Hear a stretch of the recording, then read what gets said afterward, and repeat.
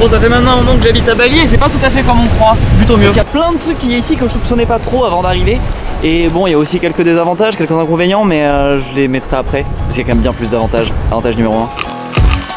La bouffe est incroyable ici. Parce que quand je vivais à Dubaï, c'est un truc que j'aimais vraiment, de pouvoir manger souvent en resto, que ce soit pas trop cher, que ce soit possible de manger sainement, pas très cher de se faire livrer. Mais ici c'est à un autre niveau. Bon, on peut manger pour 60 centimes, mais je le fais pas souvent. Ah, mais sinon pour 7-8 euros, on peut manger dans des trucs vachement mieux. C'est généralement les restos où je vais. Et du coup, en plus d'avoir tous ces restos sympas à 8 balles, l'un des avantages c'est quand même le prix de la vie. Après, c'est quand même moins donné que ce que je pensais. Par exemple, les villas, c'est dur d'avoir une maison à moins de 1500 euros par mois. Sinon, globalement, quand même, tout est beaucoup moins cher. J'ai fait une visite de mon appartement à 420 euros par mois. La vidéo en description et je la proposerai à la fin de celle-là. Mais le prix de la vie ici par rapport au standing qu'on peut avoir, c'est comme à Dubaï, c'est quand même vachement plus avantageux qu'en France. Bref, mais l'un des autres avantages, du coup, il est juste là, c'est le surf. Et ça, c'est cool parce que depuis que je suis petit, j'ai toujours envie d'apprendre à surfer.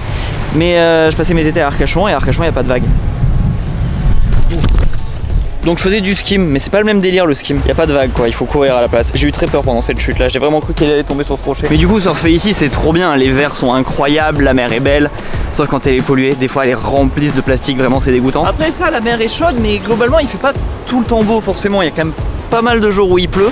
Toute la saison des pluies déjà là, tout l'hiver en gros, pendant 4 mois il pleut à peu près tous les jours. Donc on finit en scout trempé avec des capes de pluie, ce qui est pas le moment le plus stylé. Après par contre quand il pleut il n'y a pas grand chose à faire quoi. On peut finir par en être à coller des coquillages sur une croix en bois. Mais bon après ça reste une activité plutôt saine. Puis en vrai j'aurais pu faire autre chose, j'aurais aussi pu me trouver des amis pour aller au ciné. Parce qu'ici c'est très facile de se faire des amis. C'est vraiment un des autres avantages de Bali. C'est qu'il y a énormément de backpackers et de gens qui voyagent seuls. Et qui sont chauds pour se trouver des potes pour faire le tour de l'île ou visiter. Après j'aime beaucoup ce moyen de locomotion quand même. C'est assez marrant, c'est la liberté. On a l'impression d'être en vélo mais avec un petit moteur. Et puis bon moi j'habite un peu loin de tout dans le sud vers Uluwatu. Mais même en étant ici un peu perdu, un peu loin de tout, c'est très facile d'aller sur l'île en face pour voir des par exemple.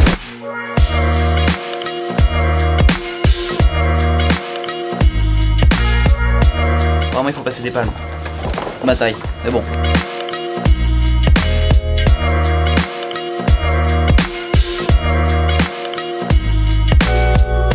Je gagne du temps sur la vidéo. Pas de ré, il va falloir remplir par une blague. Je connais une blague sur les raies. Ouais, c'était un échec ça, mais bon c'est la nature, on choisit pas. Et ça c'est un autre des trucs que j'aime bien à Bali, la nature. Parce que bon, j'ai grandi en ville et j'aime pas trop la campagne, ça me fait peur, j'aime pas la forêt, tout ça. Mais ici la forêt elle est avec des palmiers, les verts sont verts, la mer est turquoise, il y a des espèces de falaises magnifiques et il y a des restos. Ce qui normalement il n'y a pas à la campagne des restos, c'est un mix bizarre ici. Donc ici j'aime bien cette nature, mais le problème c'est que ça amène tout un tas d'activités. Ce qui peut être un inconvénient. On va donc pouvoir commencer les inconvénients. Le premier c'est quand même que ça tire pas du tout vers le haut. À part physiquement, on est obligé de faire du sport parce qu'ici, je sais pas, les gens sont tous incroyablement musclés, beaux, bronzés. Tout le monde fait du sport et mange sainement, donc ça c'est chouette. Par contre pour tout ce qui est travail, je sais pas, j'ai l'impression que personne travaille. Tout le monde est en train de chiller à la plage ou en train de surfer ou de boire des bières, c'est terrible. Pour tout ce qui est carrière, c'est pas incroyable, même si on passe son temps à rencontrer des blogueurs, parce qu'il y en a certains c'est vrai. Mais à part ça, je pense que pour les expats c'est très dur de trouver un vrai travail bien payé. Déjà ils privilégient vachement l'emploi des locaux et comme on n'accepte pas les mêmes salaires qu'eux, on se fait dégager. Autant je trouve que là-dessus Dubaï tire vers le haut parce que quand on voit les lambeaux dans la rue, les montres partout, on a envie d'avoir ça et du coup on a envie de bosser.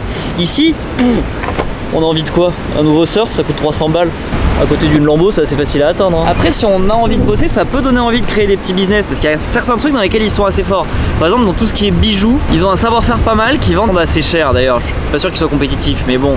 Ils ont un savoir-faire. Donc pour le travail c'est pas fou. L'autre inconvénient c'est que c'est vachement loin de la France. Pour rentrer en France c'est au moins 32-36 heures d'avion avec un changement. Il y a aussi 6 heures de décalage horaire, ce qui est un peu chiant mais qui permet si je sors une vidéo par jour du coup de la sortir pour moi à 1h du matin alors que vous il est 18h. Ça c'est un peu. Après ça c'est intéressant seulement si je fais une vidéo par jour, ce qui fait un moment que ça n'avait pas eu lieu. Et en plus c'est pas seulement loin de la France, c'est quand même vraiment loin de tout parce qu'on doit régulièrement sortir du pays à cause du visa tous les 2 mois. Les règles de visa sont reloues aussi un peu mais du coup les 2 pays les plus proches pour sortir avec des gros aéroports et des billets d'avion qui coûtent pas cher c'est Singapour ou Kuala Lumpur. Et c'est déjà à 3-4 heures d'avion, c'est déjà loin. Comment trouver ma croix? Franchement, elle est plutôt réussie, non? En fait, je l'ai faite parce que ma mère m'a envoyé une photo d'un truc qu'elle a acheté dans un vide-grenier et je pensais que je pouvais faire la même chose.